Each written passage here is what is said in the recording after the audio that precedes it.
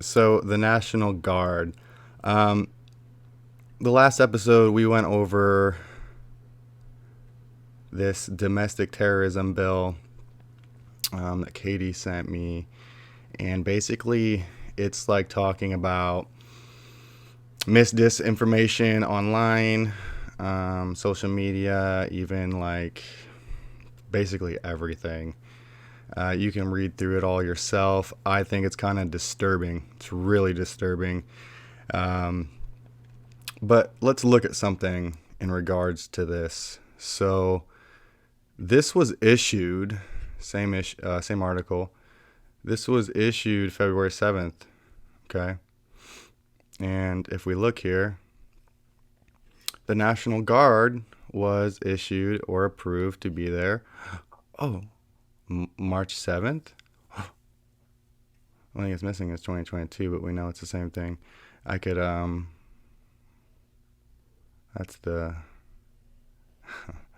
that's the name of the article there for the U.S. Army, but either way, okay. So March 7th. All right, look, that's just they line up. No, do they not? It's kind of interesting. Something else they kind of were prepping for was a cryptocurrency task force for the uh, internet. I was paying attention to Canada, what's going on in Canada, because I think it's important. Like I said, Trudeau lobbied Biden into the new mandates. Biden might be even going even further than that, but I think it's a good indication on how Biden will respond looking at Trudeau, being that he issued martial law. So just wanted to share some of that. Here, we have war with Russia and Ukraine. Ukraine is not part of NATO, but what Ukraine is part of is Hunter Biden being on his board for a number of years, or at least they were part of this. It looks like, so this is the China one. Basically, I wanted to highlight on this the article on your left, the part where Biden offers advice on various potential deals in China. So, $10 million annual fee from a Chinese billionaire for introductions alone. Jesus, that's lobbying, y'all. That's like borderline corruption. I talk about lobbying all the time because I think everyone says follow the money. Lobbyists is a good start. I'm sure there's stuff that happens behind the scenes too, but they try to do as much of it legally as they can. So let's see. Those are the two things I wanted to point out in that side. Here we have. See, they have to mention Donald Trump here and there. This article right here is from the BBC, by the way, and they always have to mention Trump and give give something else for people to think about. They're talking about, oh yeah, his Donald Trump's kids were accused of stuff, and they also denied it. Yeah, but the thing is they've never found proof on Donald Trump or his kids, and and there's already proof coming out for not only Hunter Biden, or investigations on Hunter Biden that are still ongoing. So I'm refreshing people's minds about this because I believe it was a wire transfer of like $3.5 million from Ukraine to Hunter Biden, which is very interesting. This, like I said, this is the BBC article. The New York Post article is interesting as well. If you want to go back and read that, let me just move this over here real quick. Okay, now you can really You can really see my face. That's great. Like one eyeball. Anyways, so I found this very interesting. So Hunter Biden, because Biden told James, his brother, Hunter's uncle, to be careful with his business dealings. And now this started up. Hunter Biden was charging $500,000 for paintings. Okay. And it's speculated concerns basically on whether or not these people who bought the paintings were actually just lobbying into Biden and getting political favor. The White House responded that the identities of the buyers would be kept secret, both from the painter and the public, while leaving it to the art dealer to weed out any suspicious patrons. So Biden says he doesn't have anything to do with Hunter's business dealings, right? But who's in the White House making these decisions? Why is the White House managing Hunter Biden's paintings and regulating the secrecy of it? Why is it gotta be so secret? It doesn't really make sense. Is Hunter Biden really a celebrity? I don't think people would really even show up to one of his speeches, let alone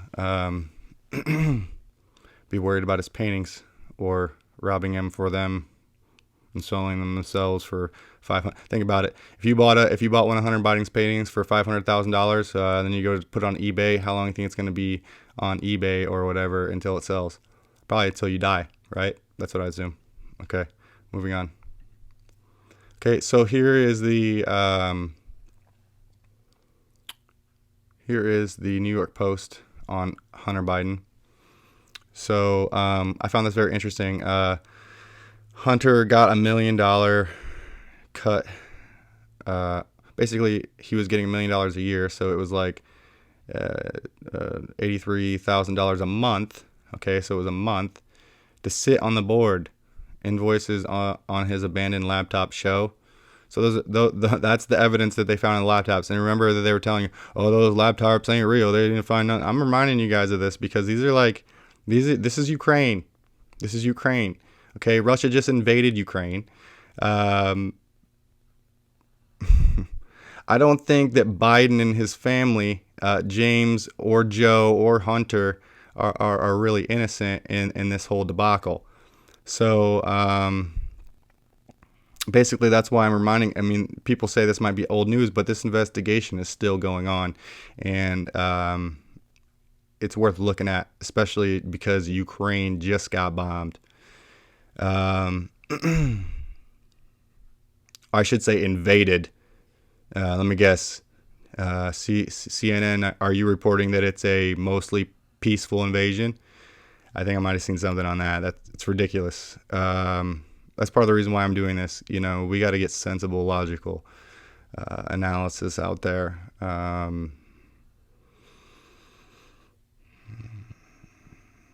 This is the second part of the New York Post article here. So basically, after it will say later on in the article, but basically after Biden got out of office, they stopped paying him as much. You can read through it yourself. You can find the article online or pause the video back there and read it. The email here was the one that was on his laptop from Ukrainian politicians, basically telling him that he wasn't going to be getting paid as much. Here was no reasoning is given for the decrease in salary. The only change in circumstance, you can read this at the bottom, the only change in circumstance appears to be that Hunter's father was no longer in office. So in 2016, Hunter's total income from Burisma, this is on the left side of the right side of your screen. Hunter's total income from Burisma was basically $1 million. In 2017, it dropped to $665,000, and then $498,000 in 2018. Hunter resigned from the Burisma board in April 2019, according to his lawyer George Mizires. And after his controversial business dealings dodged his father's presidential campaign. The Burisma invoices, blah, blah, blah, blah, blah. You can read that if you want. There's a couple more. So I was avoiding ads. This is the same New York Post article. December 15, blah, blah, blah, blah, blah. You can read all that, pause it, and go back if you want to.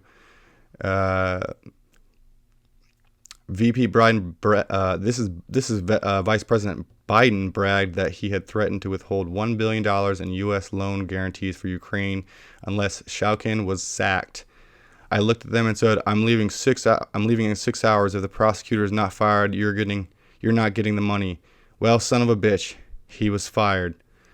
Okay, so when we talk about lobbying and money influencing our politicians and corrupting them, okay, we see evidence of it all over the place. 80-some million people voted for Biden, apparently. Let me know in the comments below. Do you think that Biden won the election? I don't know. We got to trust the institution, right? We got to trust them because they're spending a total of just from the Homeland Security Advisory Bulletin that they're spending at least close to $100 million on domestic terrorism and controlling misinformation, yada yada yada. Who do you think's okay? So who do you think Neil Young and all of them are getting money from? Who owns Neil Young's music? Okay, who do you think's basically what I'm getting at is who do you think's cracking down on Rogan? He's probably fighting the government right now. And I wish I would have had the article, but there's a media graph on Rogan having like 11 million per episode, and all these lamestream media outlets that have been media for years have like nothing, because technology is leaving them behind. Technology is catching up to these politicians that are doing dirty shit, getting high on fucking crack, making crack pipes fucking legal, or not even really. I mean, yeah, essentially. I mean, they're giving them away, so might as well be fucking legal, right? As soon as they get resin in them, they'll arrest him and take his money. Dude, who do you think's causing all our problems? I mean, they're letting the border open for a reason, y'all. And then they're giving away crack pipes. Does it compute for you? Are we thinking about this logically? Everyone attacked Trump for wanting to build a wall. We called him a racist for wanting to protect our borders. It's just ridiculous. We need to wake up, y'all. For real.